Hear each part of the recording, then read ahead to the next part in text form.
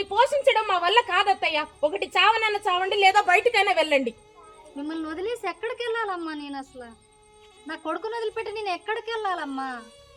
నేను ఎక్కడికి వెళ్ళాలి ఇప్పుడు? ఒంట్లో ఓపిక లేదు, కంటి చూపు సరిగా లేదు.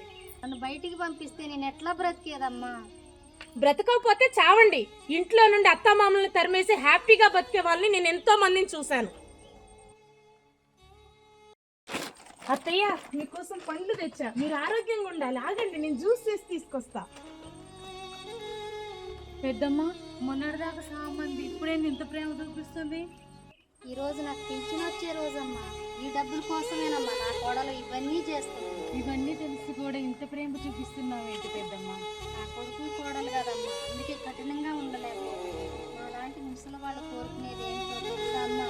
తరాన్ని నిలబెట్టే కోడలు రావాలని, ఆ ఇంటి గౌరవాన్ని పెంచాలని, మేము వచ్చేదాకా ఇక్కడ పెట్టాలని, మమ్మల్ని వాళ్ళతో ఉండనివ్వాలని, మా నుండి మా కొడుకుల్ని వేరు చేయొద్దాం. పోయిన తర్వాత మమ్మల్ని చూడాలన్నా కుటుంబం ఉంటుంది కానీ మేముండం కదమ్మా.